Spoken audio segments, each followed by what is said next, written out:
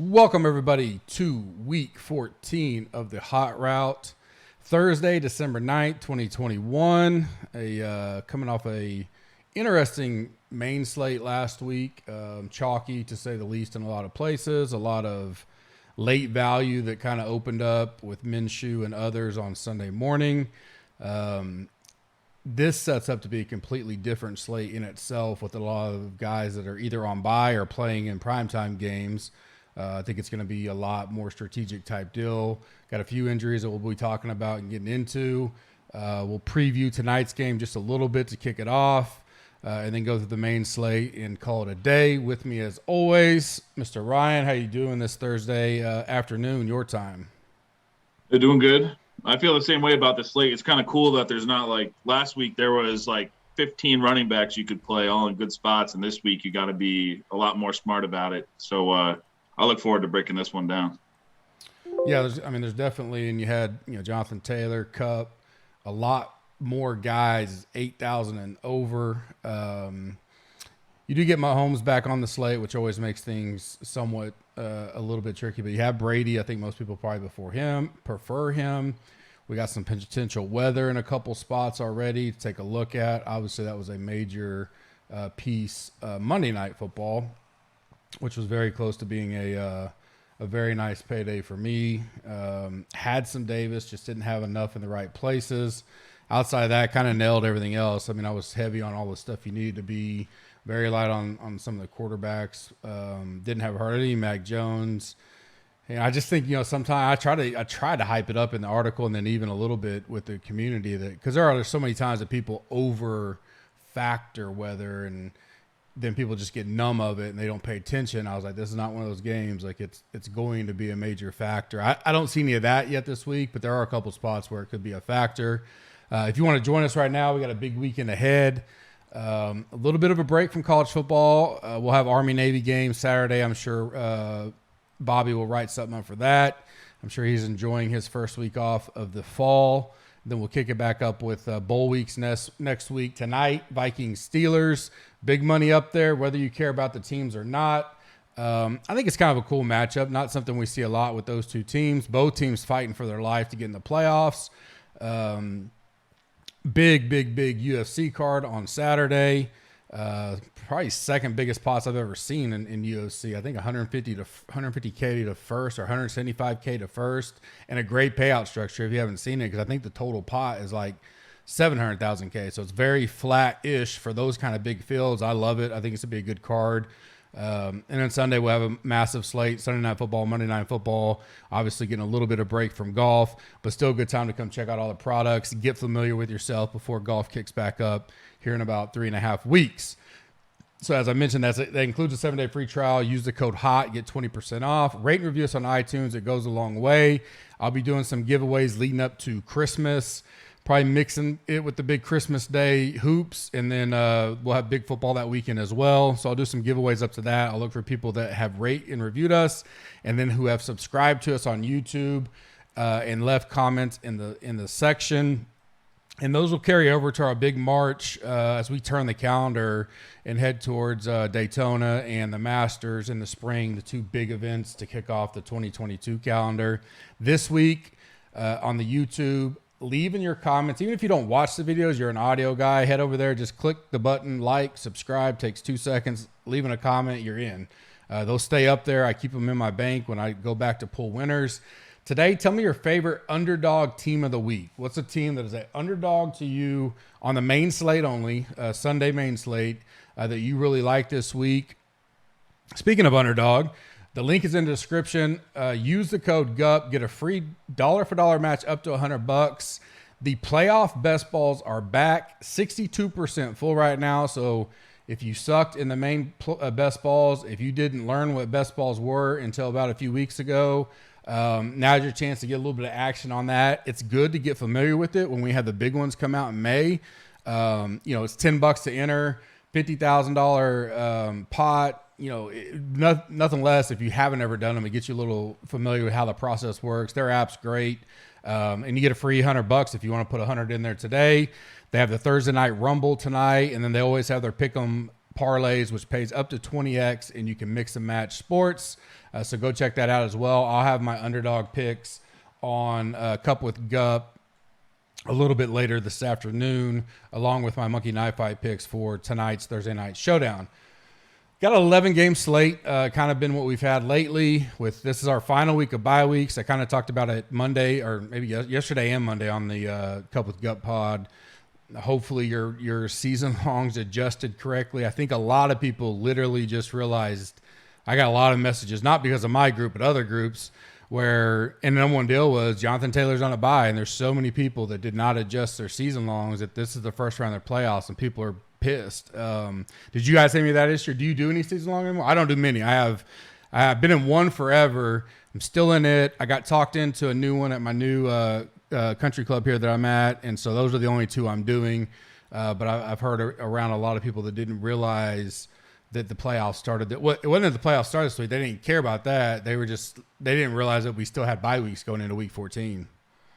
Yeah, I kind of I got out of a lot of season long when DFS came out, but then this year I got back into it. I got one main league, and luckily I'm the commissioner of that one, so I've made sure to change. I did the schedule earlier on the year, so we're not dealing with that with Jonathan Taylor right now. But I think next year I'm gonna ramp up again and kind of play a lot more season long as well. I'm enjoying it, and I missed it like the couple of years I took off from it.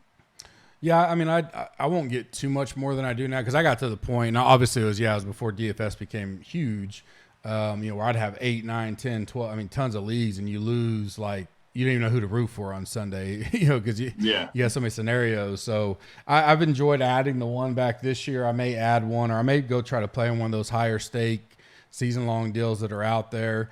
I definitely like it. And the one I've had, this is actually our 25th year anniversary, so we've had it forever. And we moved it a week back. Obviously, I'm the commissioner of that one. Basically on that, because people are like, well, why does it matter if we end on 16 or 17? I was like, well, it really doesn't, but the bye weeks go to week 14. So if we don't want people playing their first round of bye weeks and get stuck on it. Exactly. So hopefully you're avoided that. If not, good luck this week. Hopefully you didn't have Taylor. Maybe you're playing against a guy that had Taylor and you broke even there. Only one double-digit spread this week.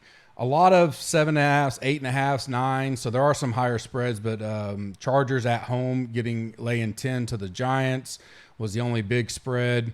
You get a little later in the year, people banged up, cold weather, stuff like that. You won't see a lot more divisional games as well. 10 home favorites on the entire week, which normally signals to me it's either going to be a really, really smash week for me or I'm going to get killed because typically public likes to go with home favorites. They like to go with favorites in general, but you get a bunch of home favorites, and I like to attack. That's why I asked the question I did about underdogs. I like to attack good underdog matchups, especially in DFS realm, even though they may be on the road, because I think you'll get less ownership in that type of a slate. So it'll be interesting to kind of see how that shakes out.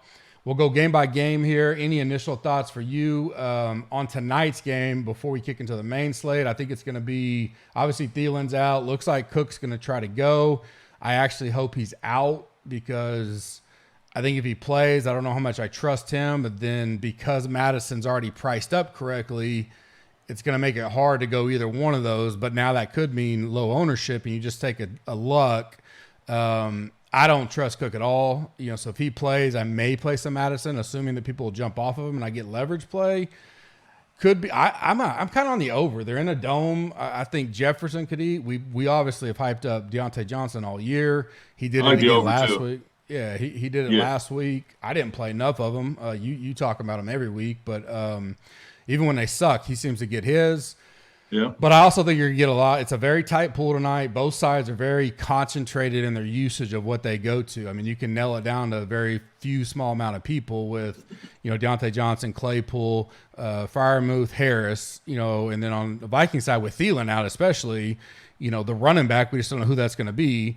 Jefferson. Then you kind of got Conklin, Osborne. My boy Dede will get some run in there. The big boys are going to be there tonight. And oddly enough, quarterbacks aren't going to be highly owned just because of who they are in the situation. So it should be a fun slate, I think, because I don't think there's when I'm looking at aggregate ownership, I normally always have at least one person 75 to 80% on the slate, meaning captain and flex total ownership. There's just always those, you got to play Brady, you got to play this guy. I don't have anywhere near that tonight. Even the chalk, quote unquote, chalk guys of Jefferson and Deontay Johnson, who I think will be the two highest owned, not even getting remotely up there, because most people just won't, especially talking large field MMEs, they just won't go to a wide receiver up there. Inherently, though, they like quarterbacks, or Deontay Harris could, Najee Harris could get some pretty good looks. But you add in the question mark of the running back on the Viking side, which should be a good play, makes the slate kind of come down to, if Cook's out, then fine. Madison will be a good play and that goes on. But if he's in there, it kind of muddies up the whole night. Yeah, I kind of I would like if Cook's like a late, they probably won't announce it until they announce inactive. So Sure. He's going to have to test it pregame, things like that. I love loading up on Cook, because I just think that if it was a regular slate where he has no question mark next to his name, he's going to be one of the highest owned guys. And now that he has this, some people are going to shy away from it, say, like you said, what if Madison gets more involved? What ifs? But if you're trying to be different, load up on Dalvin Cook, and it is a great matchup. And I like the over, like you were saying. I think this game can definitely go over. There's a lot of Minnesota games have gone over lately, and same with Pittsburgh. Then I read something earlier too. Might have been on like Odds Checker or something like that. I had an article out. I think Ben Gretsch wrote it, where he said the Steelers last week, it only scored 39 points, but they scored that game scored 29 or something in the second half. So just a weird first half that week. But I like both offenses here. They did a good job of pricing people up, like KJ Osborne to it's 8,400 for captain, but 5,600 isn't just dirt cheap. So you have to think about if you want to play him. And then, like you said, you got Dede down there if you want to reach for the value. So just a pretty good slate overall. Everyone's pretty healthy, and I hope Cook goes, because I'd rather watch the game with him playing. Yeah, and I wrote up in my premium article that was kind of the deal. Like, I think you kind of got to be around at least when inactives are announced, and inactive matters to me, but I also try to listen to 2 or 3 of the feeds coming in, whether it's the countdown show or radio feeds, to get a better, okay, Cook's active, but they're expecting, half his workload, or we hear Cook's active and he's full go, no restriction. He may get hurt, which you take that chance, but he's full go. Cause that kind of, when I hear that kind of stuff, it changes my opinion on how I approach it. Just being active in his case isn't going to, if he's inactive, it's clear as day, right? You just go Madison, no big deal. But if he's active, I got to hear, a little bit more of it. And the later it kind of comes out, like you said, the better leverage there is, because a lot of people build early, or a lot of people won't pay attention to the news, and they'll go elsewhere. So I kind of mentioned that in the article. Definitely a leverage spot tonight, depending on how it shakes out. I think it'll be a good game. Both these teams got to win. They're on the bubble now. Must wins. I think the Vikings pull it out at home, and I do like the over as well. These defenses are anything to write home about. And you can see a lot of, I called it an ugly shootout. I think we could see tonight. And speaking of that, I think we'll see some of that on Sunday as well. Should be a really good slate. We talked about it much more. Sure. I don't see a lot, that's even potential for a bunch of super late opening value like we saw last week. We saw Hurts, and it kind of said, even when we were doing the pod last week, it kind of felt like he was going to go. It was just a matter of what strength he was going to be at, and then all of a sudden he was completely out. Obviously, it opened up Minshew as a not chalk play, but an easy play at 4K, depending on how you want to take the risk. And then we had all, like you said, you could pick any running back in the world last week in great spots, and it really just came down to where you wanted to go between Madison, Mixon, Gibson, Sony, Michelle. You can't. And then do you want to get Jonathan Taylor and those guys in, because now you got all this value up? It definitely made one wrong move and you're gonna be behind the 8-ball. Brady panned out. I wasn't as high on him as you were, but he was in a bunch of good lineups as well. We kick it off with the Seahawks at the Texans. One thing I'll mention, probably 2 things I like to talk about this time of year. Number one's weather. It does matter to an extent. I'll always update it in my final article on Sunday morning if I think it's an impact. And number 2 is the GAF mode for me. And you start to get in that point of a season where guys are beat up.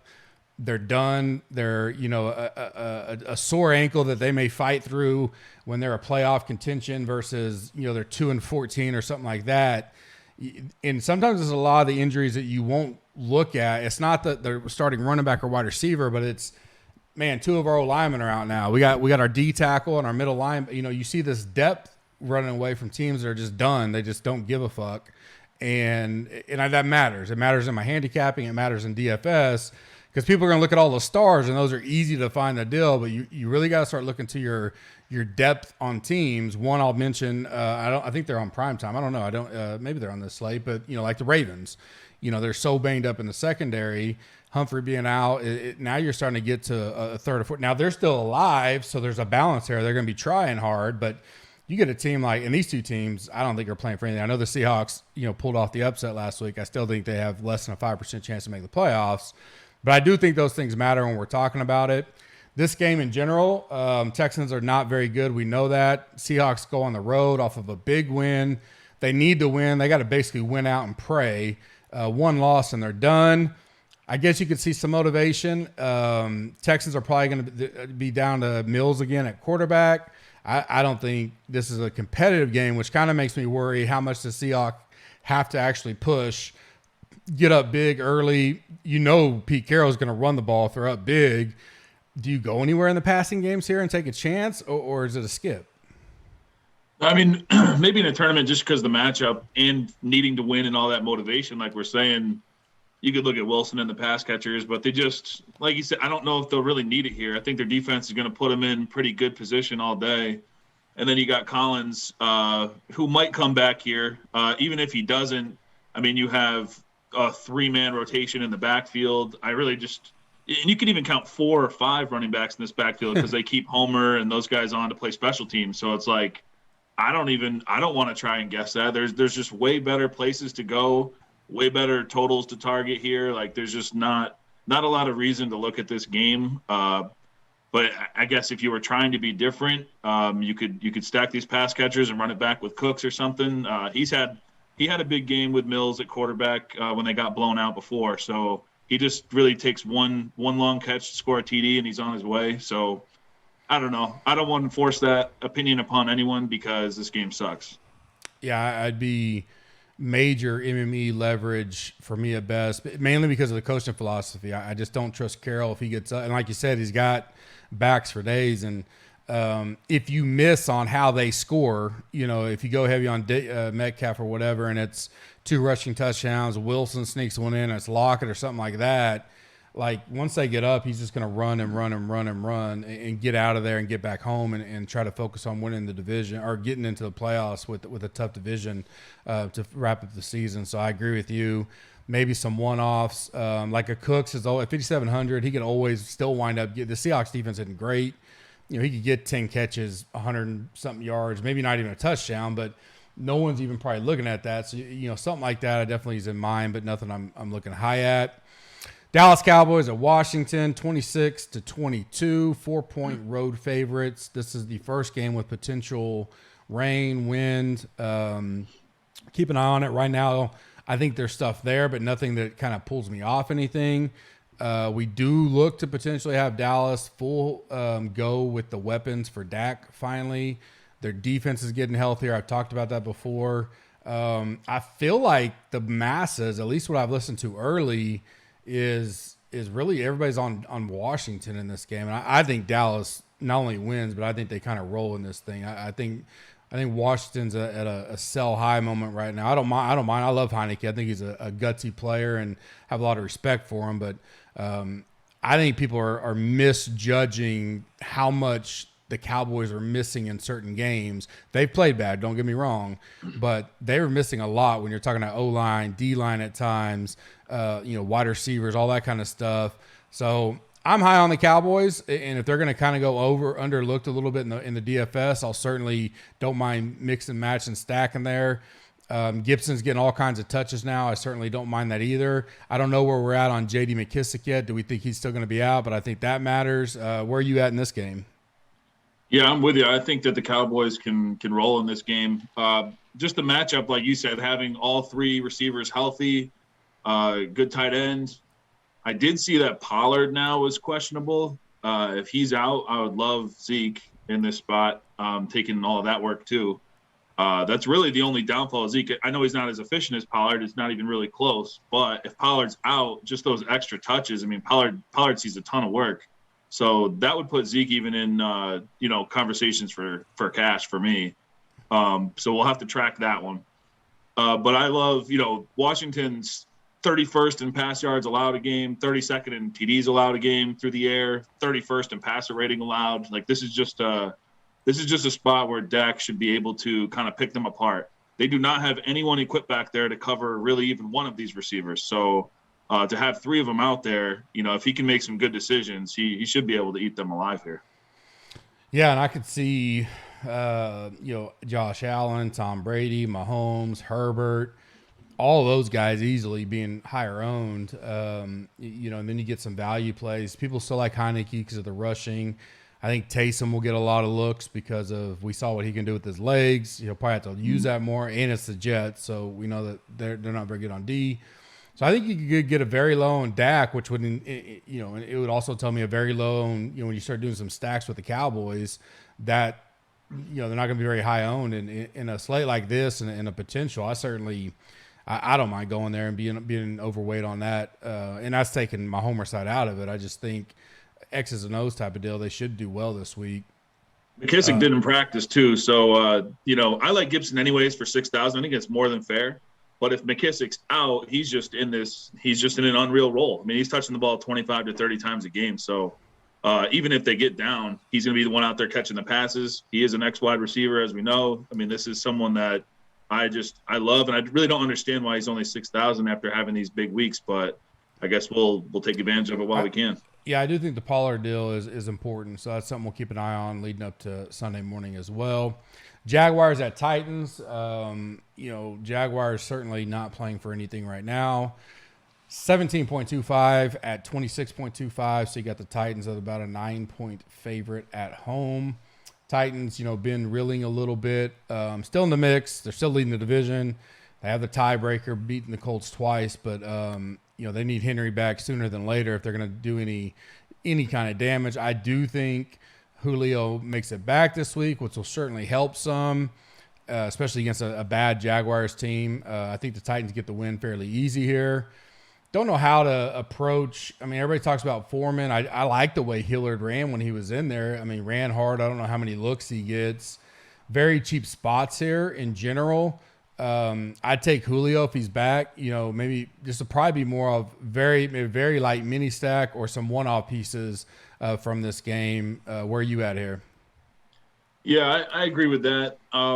I like this game a little bit. Like I feel like I'm always on Lawrence. Like I'm just waiting for him to bust out. And last time he played the Titans, that was one of his two 20-point games as far as DraftKings points go. So he has shown up against this team before. I kind of want to go back to him again in tournaments for 5,100. It's just very cheap. And then his number one target lately has been Treadwell, who's only 3,400.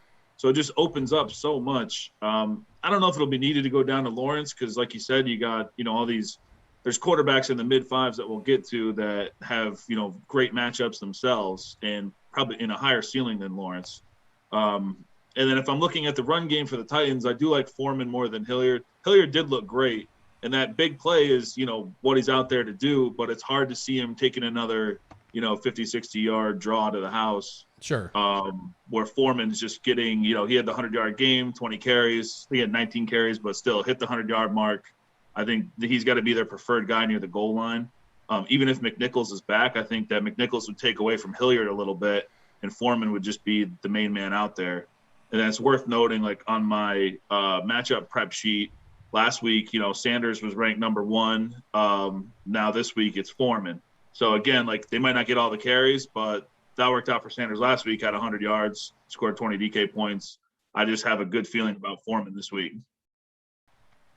Yeah, and Treadwell was one you brought to my eyes last week, and I talked him up over the weekend and definitely played him in some of my stuff. I thought he was a decent play. I was a little worried on him because of the Rams, but I don't remember what his final numbers were. I know he paid off just fine at at 3,200, and he only gets a 200 price bump. And we know the Titans secondary is not near as good as what they saw last week.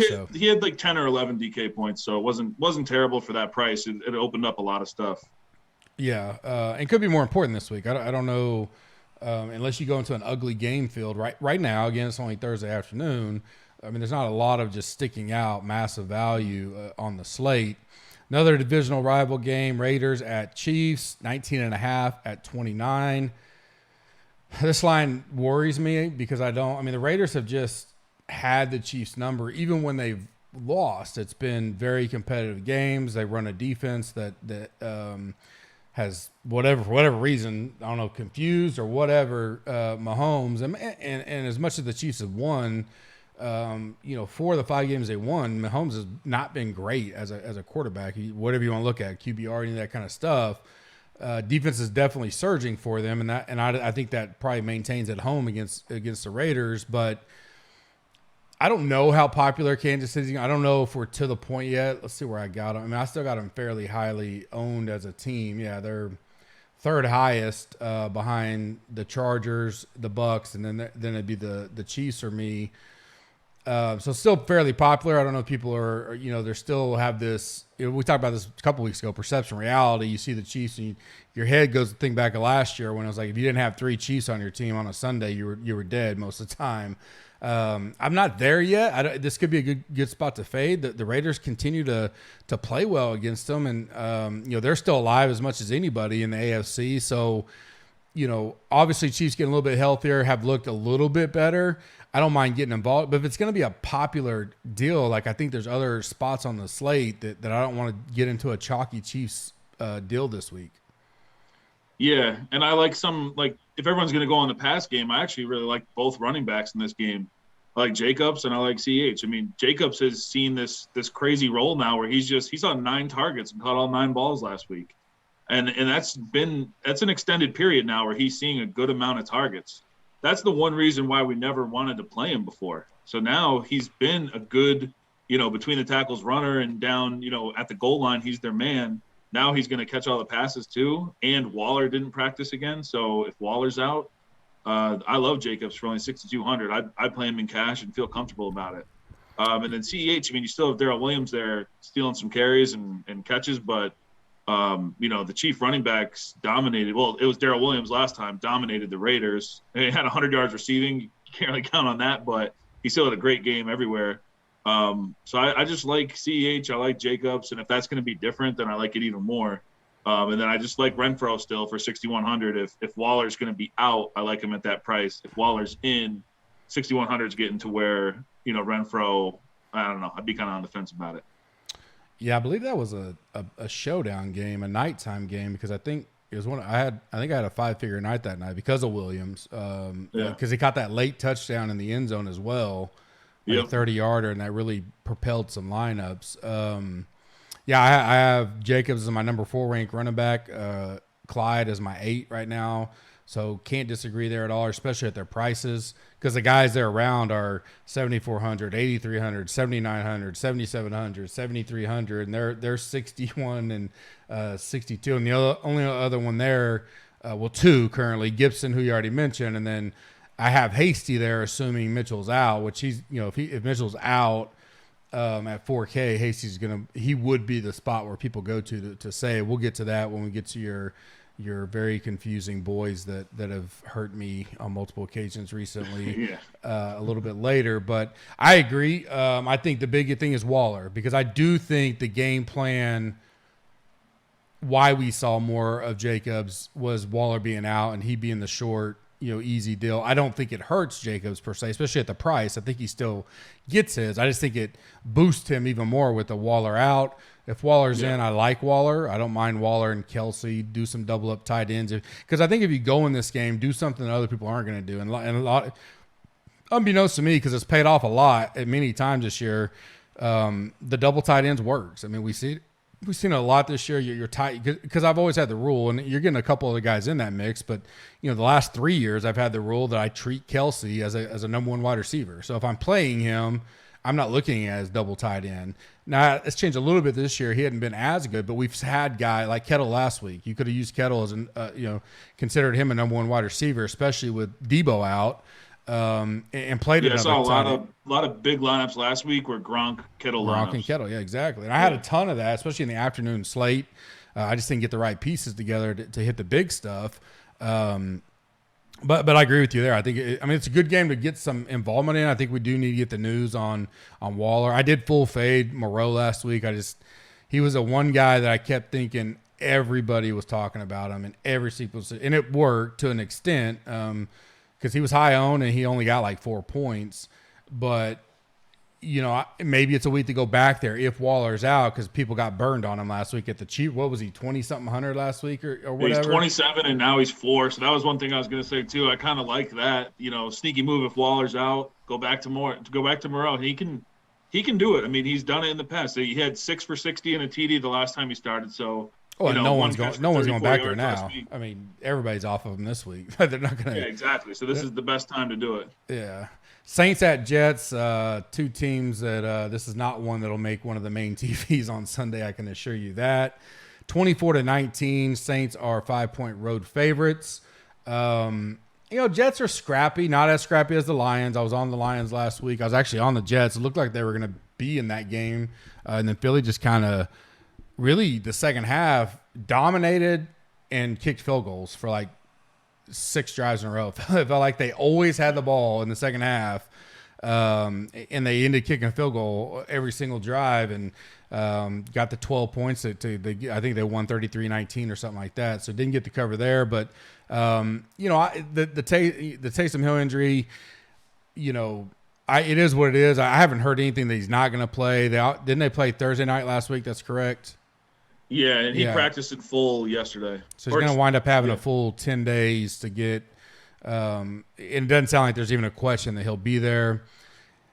Is some of the bad throws that he had in the second half against Dallas because of the finger, it may be just more of on the spot having to try to get comfortable with however the hell they were trying to tape his finger up and stuff. I'm sure he'll be set more this Sunday with whatever they use to go, all right, I'm comfortable with it here. But the legs keep him alive, and especially at that price. I mean, it's almost like you're paying $5,600 for a running back and build from there where you can save. Kamara looking like he may be back kind of changes a little bit of things. Maybe where do you gauge that at? I loved Elijah Moore last week. You saw my lineup in the 1,500. He started out on fire. Could have had an even bigger game, but I'll always go there. And the Saints team's kind of beat up all around. I think their best pass rushers out on the COVID as well. So a lot of pieces missing for the Saints in general. Probably an ugly game. Nothing you want to get too overly invested into, but there are pieces I like here. Yeah, I love Taysom Hill. I just think he's fantasy gold. I think 5,600 is probably because of the finger injury, but he already practiced in full yesterday. They have a long week to try and figure out what they want to do with him.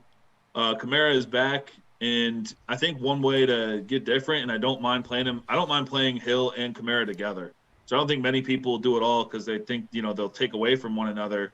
But you can score a lot of points versus the Jets. Like last week, perfect example. If you have Gardner Minshew and Miles Sanders, Taysom Hill and Alvin Kamara would be an upgrade. Especially with their, I guess the Eagles have a good offensive line, but one thing I want to check on is the status of the Saints tackles. They're better when the tackles are in and playing. They've been hurt and out the last couple weeks. But this Jets defense is not the Cowboys defense either. So like you said, these picks, that's a good defense. The Jets defense is terrible. So I like both these guys. Hill will be my cash quarterback. I just can't go away from him. He's easily rates out the best for me on this entire slate, price considered. And I'll probably have Kamara with him. I just can't see how I can get away from it in this matchup. And I love Moore like you do as well. And Tevin Coleman missed I don't know if he went on COVID. I wrote it down in the notes. Oh, his concussion protocol as of Wednesday. So Ty Johnson's only 4,400. Terrible matchup against the Saints, but he should see a ton of volume. And catch all the passes out of the backfield. So that's another one. Just if you're looking for a punt in the mid-4s, you could do a lot worse than Ty. Well, and Davenport's the one I was thinking of. I think there's a defensive lineman for the Saints that I know I think is on the COVID list, so could be a good for Ty Johnson as well. And I tell you, I'm looking at the stat because I mean, obviously I did well in the showdown game. But if I tell you he throws for 264 yards and 4 picks and give you an over/under on his DK points, I mean, no one's going to get remotely close to the 27.7 points that he got in what looked like a god-awful game. Now, I think that could be hurt a little bit with the Kamara there because I don't know if he gets 100 yards rushing, but I think we also have to expect the 4 interceptions to get better, and maybe you get an extra passing touchdown or whatever. So I don't know if I get up to Kamara at 7,900 on this slate, but I don't, like you said, I mean, we saw it last week I didn't have that much Sanders. I just went a lot of Minshew and Dallas. So, and I worked out just fine, but, certainly don't mind Taysom, naked or with him. I don't know if I get to many of the pass catchers at all. Isn't Deontay Harris out now because he got DUI or something? Yeah, he's suspended, I think, for 3 games. I don't even know outside of Callaway, I don't know if I can name wide receivers for him at this point. They'll have Humphrey, and then Traquan Smith is still there. But Lil Jordan, I don't know how you feel, but I like the Saints over here. I just think that they can roll and score 30 points against the Jets, 30 plus even. But I don't know. I don't think the Jets can really afford to slow the game down here, or they'll even be able to. So I kind of like the Saints over. That's one of my favorite calls of the weekend. Yeah, I mean, and if you like that, then you definitely want to try to get some pieces there. And I like Hill. I mean, as long as there's no, anything coming up late with the finger or re-injured it or something like that, which we'll know Sunday and keep you up there. I think you can get, and I like getting pieces on the Jets side because I just don't think the Saints D is going to just be stopping them all over the place. So, and Elijah Moore, like you said, you want to take a chance on a $4,400 Ty Johnson when there's not just a ton of running back value. That certainly don't hate that. No one's going to go this game very often outside of Taysom. I think a lot of people are just going to play naked Taysom. And I think there'll be a lot of cash lineups that start with him as it sits here today with no other options kind of around there. Another divisional rival that is almost to the point of not mattering. Falcons at Panthers, 19.75, 22.5. Panthers fire their coordinator in a very unusual move to do it mid bye week break. You would think if they were going to make the move, it would have done it basically the Monday after their last game and said, let's rework how we're going to do our offense. Matt Rule's one of his best buddies is the one that's been with him at Baylor and everywhere else that he's moved up to the OC. So I don't know if there's internal turmoil there.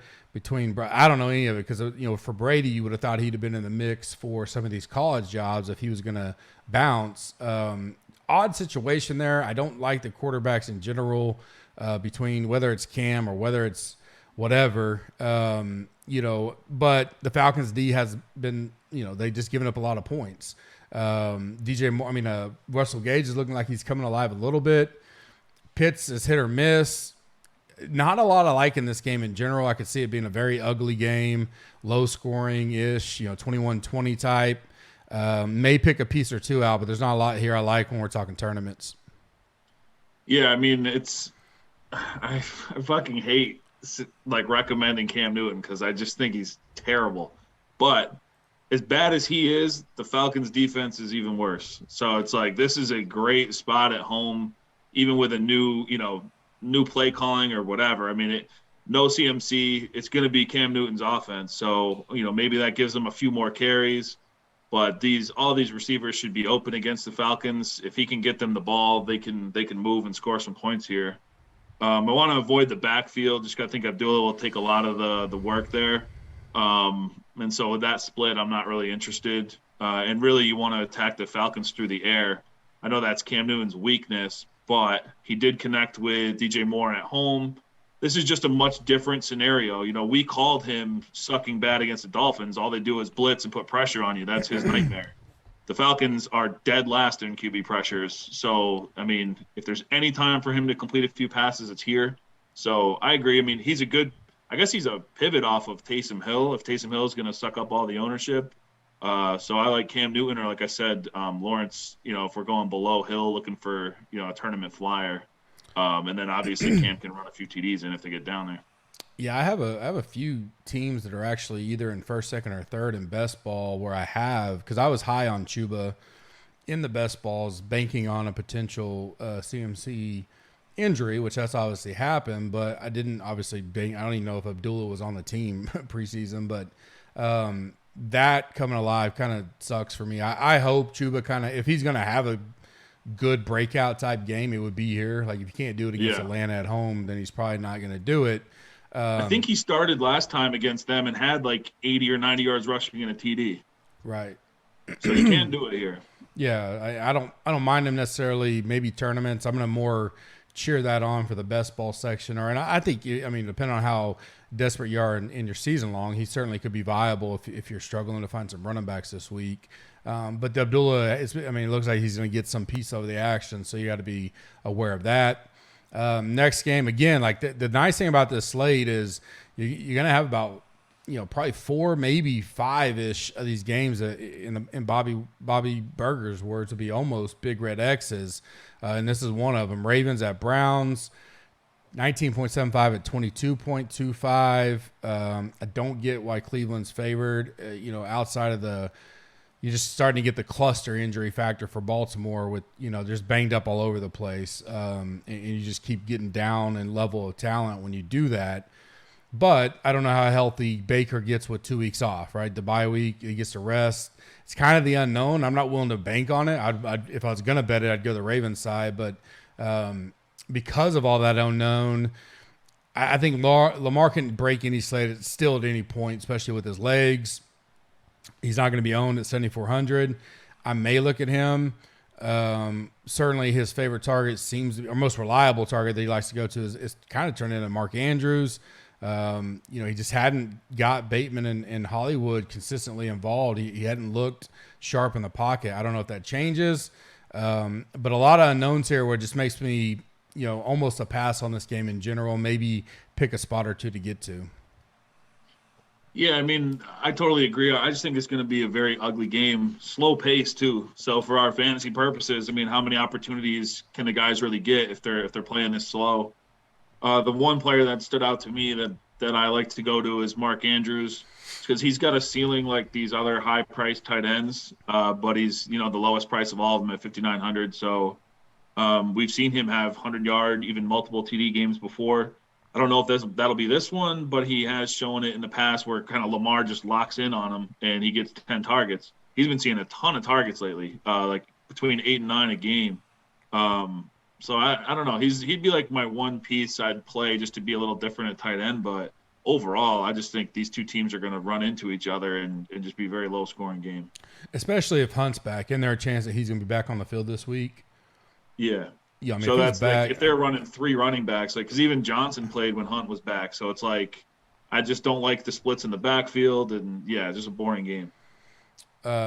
Giants at Chargers, 16.75, 27.25. As I mentioned, Chargers pretty much the only double-digit favor. 9.5, 10 across most boards. Some is 10.5, 11. We'll call it a 10-point home favorite. Coming off a big win on the road at Cincinnati. And really, the Bengals kind of pissed that game away multiple times. Herbert was good. Not going to take anything away from him, but I'm still not as high on them as everybody else. I never was this year. Same with Buffalo. That looks to be going more and more towards my way. This is a good spot for them, though. You're at home. You're playing a Giants team that's pretty much done in that division. I don't see them now. They're not. They're starting who? Fromm, I think, is going to be the quarterback. I feel bad for Barkley. I think he's a good talent, but as bad as the Chargers' run D is, I would put everybody in the world in the box and just say, beat us, Jake Fromm, with you and whatever practice squad wide receivers you wind up having, because all of them seem to be hurt and not wanting to get back on the field because they suck. Is probably more of the this is a team that I talk about. If they were in playoff contention, I got a feeling you'd have some Shepard, Tony, all these guys, and their quarterback there. They'd be all about it. But when we're trotting out Jake Fromm on the road, East Coast to West Coast, maybe a Barkley could come into the picture for me as a run back, just because he can break at any time. But I don't know how much and because of the matchup on paper. But this goes back to, are the Chargers just going to say, we'll just put 9 in the box and hope well, if Fromm beats us, then so be it. That's my only worry there. Can certainly load up on Chargers. They should have a good day against the Giants. We definitely have to watch. So the way I understood it, I did read on this morning, is Mike Williams, close contact, 5-day mandatory, but if no positives, can play. And Keenan Allen, if he gets 2 negatives before the certain time, he can play. Is that still what you understand? Yeah, so it sounds like they can all suit up. That's the big news of the week, because then, the Jalen Guyton and Palmer would be the super chalk, Guyton especially. But I think they have a good shot to play, Allen and Williams. And I love them here. I don't think the Chargers really know how to change the offense, or that they even want to. So, Herbert goes out and throws 40 passes a game. I think that's going to be almost in any script. That's just what they do and how they move the ball down the field. I guess if Allen and Williams are out too and everyone's going to Guyton, I might look do the pay up option and look at Eckler more, and maybe he gets more involved, especially in a game where they can blow these guys out and move the ball on the ground as well. So if they do decide to do that, then Eckler's touching the ball more there. So I think that might be the move, and then play like Guyton and Cash or something if these guys are out, or if one of them's out. But yeah, Barkley is like the classic. He's 6,000. It's a pivot in a tournament if you're playing a ton of lineups, where it reminds me of the game where they were at the Saints earlier in the year, and it went. I don't know if it went to OT or was close at the end. That they won, I think. And, Excuse me. Knocked a lot of people out of Survivor that week, I remember. Yes. But Barkley had a couple long plays. So it's kind of like what you said. If he busts one out and scores, great. And he pivoted off all the chalky running backs in that price range. Gibson, Javonte, all those guys are right there. But, you're going to have to just hope for that game. And will it happen with Jake Fromm? Probably not. Yeah, I mean, if I'm going Barkley, I got to believe in my head he's going to be involved in the passing game so that he can make up for, a lot of dump-offs, get 4 or 5 catches for 60 yards. That gives me a nice floor. And if he breaks an 80-yarder, 60-yarder, then I've hit the, kind of mini home run of the day going there. But not all about that right now. We'll kind of see going, because the matchup, I mean, the Chargers aren't good at stopping the run, although I would have said that last week, and Mixon didn't do much. But that game just got off tilt from the beginning, so it kind of went sideways. Lions off the big win finally at the Broncos. Boy, you talk about letdown spot. Broncos 9.5-point favorite at home, 25 to 17.25. My boy, I've talked about since day one. Finally got the load last week with Gordon out, and he showed out. I talked about him. I couldn't have been more specific on showdown to absolutely load up on him. All the big contests I saw and were in, he was the captain in every single one of the lineups, even though they didn't win the game. If Gordon's out, I'm absolutely just hammering. I may lock button Williams in everything I do, without a doubt. And even if Gordon's in, coming off the injury and how well he did, active versus we talked about it earlier, I still may load up on him. Maybe not lock button, but I absolutely love him in the spot. I think the Lions, they've been fighting and scratching and clawing to get the W. Couldn't be a worse letdown spot if you're talking about Vegas and handicapping and all that, for them to now have to go on the road in the altitude. You party up your first win. I could get some pieces of these passing games, but for me, I would be so heavily involved in Javonte. That's probably where my focus is. I had some St. Brown last week. I did like him. He got a little bit of a price bump. Goff does seem to like him and trust him. We saw that till he went to for the game winner. So he's another guy that would be in my MME pool as well. Yeah, I like St. Brown and I like Reynolds a little bit. Reynolds again was the other guy I called. His price is up to 4,100 now. Definitely liked him when he was in that low threes and you could get away with 10 to 15 points. But Javonte, like you said, I mean, we have been on that for saying you got to do it, wait for him to bust out. And so maybe that was it. Like one game with Gordon being out, I totally agree. Even if he's back in the game this week, is that the changing of the guard? Do people kind of go away from Javonte when they see Gordon is active, and then you get him at lower ownership, but he ends up carrying 75% of the load? I mean, I'm all about Javonte as well. He's so freaking good, and they love targeting me in the pass game as well. So, yeah, I'm all about Javonte in this matchup, regardless of Gordon's status. Yeah, and I mean, I kind of have it as a split right now, but I have that backfill getting 25 points right now, 26. Does that mean if Gordon's out that he picks up every single one of those? No, probably not. But I think he could be if he gets a majority of the work, I think he'd be a strong candidate for a 20-point game this week. Against the Lions just in general. So he's my favorite play on the board. You guys will continue to see that through all the articles and stuff like that. Gordon's nursing like multiple injuries too. It's not just one thing he's dealing with. So I think there's a good shot that they sit him this game too. You're at home against the Lions. There's really no reason to throw him out there. So yeah, I'm just big on Javonte. You know that. Yeah, I don't. Yeah, it's a good point because I don't know.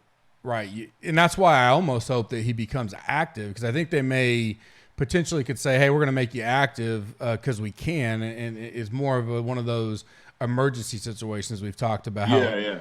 That hey, if Javonte gets hurt or something banged up, we may need you. Otherwise, you're pretty much going to chill because we got this one. But we're going to go ahead. That and was make Henderson. We just saw exactly. It with Henderson. Yeah, 100%. Exactly. 49ers at Bengals, 25.25 at 23.75.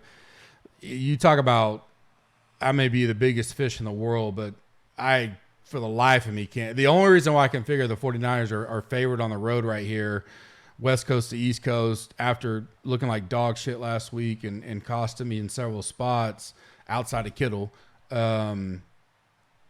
is the more people think Burrow is going to be affected than what I do. Other than that, like if you assume Burrow's 100% good to go, I don't think there's any way the 49ers should be a road favorite right here. I'll start with that. But as far as the game goes, we saw where the Bengals could be, got last week. So, I mean, there are some potential there. I think we got to kind of see what shakes out in the backfield for the 49ers to see who's actually going to be healthy and starting. And then Debo, obviously. I'll play Debo any week, but if he's back and good to go, my inkling, maybe you have better with, you're much more ingrained in the 49ers, is that he does not play this week. And I could definitely see myself. The 49ers are still banged up in the secondary regardless, and I could still go back to Burrow, Chase, Higgins, do some mix and match, run it back with Kittle, especially if Debo's out. This could be a sneaky high-scoring game, don't get me wrong, because both defenses are suspect at times. But, you're closer. Where are you at in general in this game? Yeah, I think that the line was so Debo was originally expected to be out, but now they're listing him as questionable, and they're saying that he might try to practice tomorrow. And then, like you said, the Burrow injury, and Burrow didn't practice. But that's purely them just trying to rest. He's not going to miss the game. But I think that affects the line. So I would not be surprised if the Bengals were favorites come Sunday. And especially, the Niners should have been blown out that game. That was Gerald Everett fumbling on the 1-yard line when he should have scored, and then he dropped a touchdown pass where he kicked it up and we picked it off. It's like that game shouldn't have been as close as it was. The 49ers are very fortunate it was that close. So I just think they're in big trouble when they get behind, and we kind of already knew that. Garoppolo's not any good. So if they can't move the ball on the ground, which they couldn't last week, they were getting 3 yards a carry. I just think it's the Debo factor. He moves side to side. It opens things up. When he's not out there, the offense is pretty one-dimensional. So I think they really struggle here. They have no one in the secondary that can cover these receivers of the Bengals. So if Burrow's hand is fine and he's slinging it around, if they decide to air it out, they've been pretty run-heavy for the majority of the year. But if they decide to air it out, he should be able to pick apart the secondary. Well, Fred Warner's back, too, at middle linebacker, so that hurts Mixon a little bit. I would expect them to lean on Burrow, and I think they get the job done here. Yeah, this could be a buyer low a little bit on Chase with, everybody's high on him. Well, nobody was on him, and then, he caught fire, and now it's been very, very quiet. And I don't know how many people will go. I got him at 6-7% right now at 6,900. The matchup is great for him as far as, the deep balls and all that. Again, it all hinges on can Burrow get him the ball, but you get him low owned at home in this spot against a beat up secondary. I'll certainly would have Higgins too. He's $500 cheaper, but my kind of sleeper sneaky stack, which I don't think I would have called them that originally with Cincinnati, but I got Burrow 3% and both wide receivers under 10 right now. And I don't even have to touch the Mixon potential of, can he go off or not? He's 7,700. There's other running backs I like on the slate. and I could run it back with either Ayuk or Kittle. I'd probably lean Kittle depending on how things go. Definitely would run it back with Debo if he winds up active, but I just don't see it happening this week. So definitely a game I'll have some interest in. People down on the Bengals a little bit. I think it's a great bounce back spot. I think there's two sneaky ones, like you said, like Chase is one, and I wrote about that. I love that. And then I think the other side too is Ayuk over Kittle, because that was one where Ayuk was the chalk last week, burned everybody. Kittle goes off for 40 points. Ayuk should have had a much bigger game last week. He dropped a bunch of passes. So I think it could flip-flop this week. You see the extra attention given to Kittle. If Ayuk just catches these passes, he could easily have a 100-yard game, mostly speaking, if Debo's out. Correct. Yeah, 100%. And Kittle gets the price bump, so he's back up to almost $7K. So it could be a great pivot. He'll be much higher on than Ayuk, I'd imagine, especially if Debo's out. Last game, highest game on the slate, highest ownership on the slate, highest owned team on the slate. Bills at Bucks, 25.5, 28.75. Early in the season, I ate my words, had some egg on the face, stuff like that. With the Bills, I still stay low on them. I still fade them virtually every week. I had very little of them in the showdown slate, mainly because I just didn't like the matchup. And I'll take Belichick in any strategic weird game versus anybody in the league as a coaching matchup. And the Bills just can't run the freaking football, and it really puts Allen in a bind, especially against a good physical team and a guy that knows how to scheme his defense like Belichick. Not saying we had that with the Bucks, but the Bucks stopped the run well. They like to funnel to the pass, and unless the Bills can come down here off of that shitty performance and get Diggs involved and Beasley and take advantage of a worse secondary than what they're going to see up front, this could be a blowout potentially. But I think the Bucks will have very solid success moving the ball. Obviously, they're the number one projected owned team on the slate. If we're going to this game, which is going to be very popular, how do we get there? How do we get different? Highest point total by far, very close Vegas spread, 3.5, depending on when you get it, you looked at it. Vegas is saying a high-scoring competitive game, which screams fantasy goodness, to quote Bobby Burger. So, where are you thinking? I know Bills have been your team for a while. Do they bounce back here? Yeah, I think one way to get different, and I guess you could say like we're late on it, but not many people play him ever. But it's Dawson Knox. I love Knox for the same price as Beasley and Sanders. Those are much bigger names. Everyone would rather click those names than go to Dawson Knox at tight end when he's $5,000. It's just a guy that you've seen min price forever because the tight end was never used in Buffalo. But now this year he is. He's one of Allen's favorite targets. So and he's scoring touchdowns. So I love Knox. I've been on Knox since the preseason. He's my highest owned guy at tight end on like Underdog for best ball and stuff. So he's a guy that I've loved for a long time and thought he was a good talent. And for 5,000, I don't think anyone's really going to go there. So I don't mind choosing that as your piece in this game to be a little different. And then I'm all about Brady. I don't really get why Brady's less than Allen here at home. He averages 30 DraftKings points per game at home.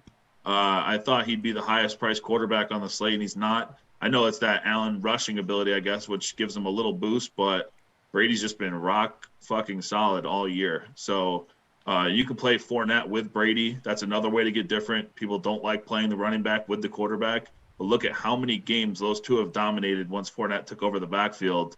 You play them together, you start your lineup with 50 points most weeks. So it's a great combo, and you get it at a little lower ownership. So Fournette, no one really likes to play Fournette, especially at 7,400. So I don't mind that. Yeah, I'll be interested to see where his ownership comes in game time, but definitely I'll monitor it over the weekend as I adjust.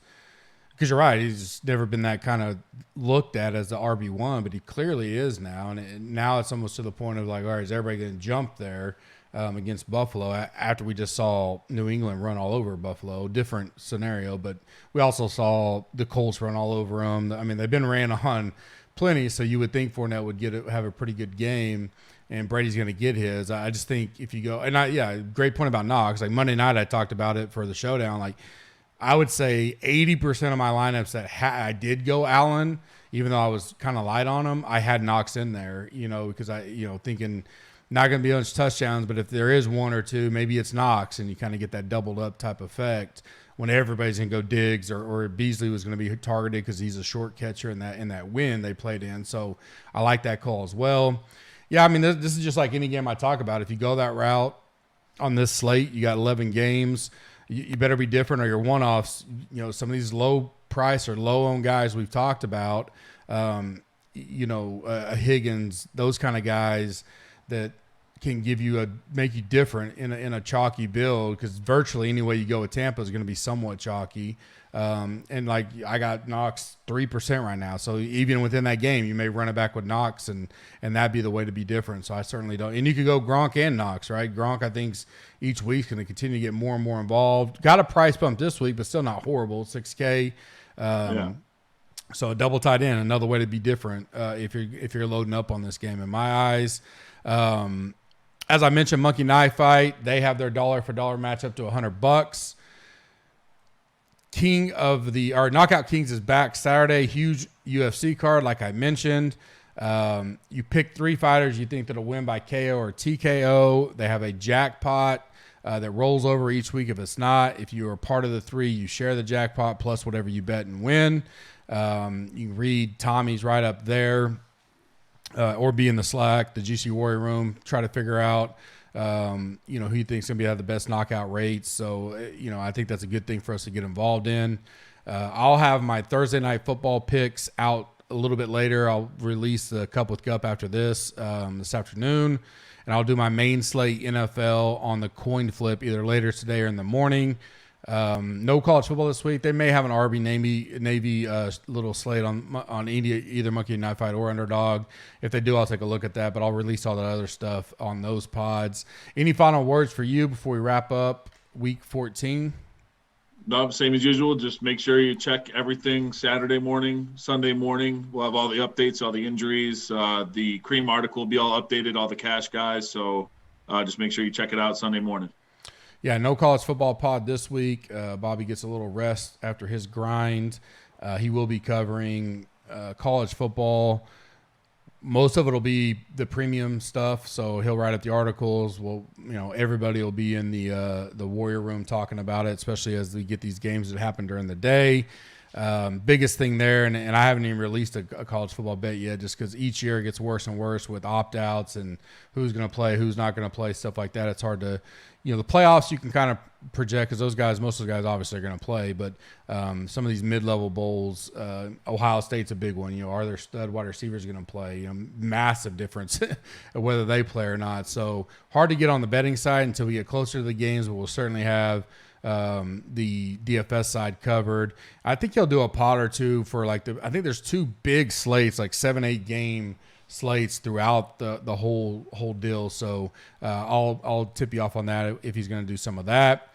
A couple come out later this afternoon, talking Thursday night showdown tonight, Vikings Steelers. Then I'll have my coin flip picks out late this evening or in the morning.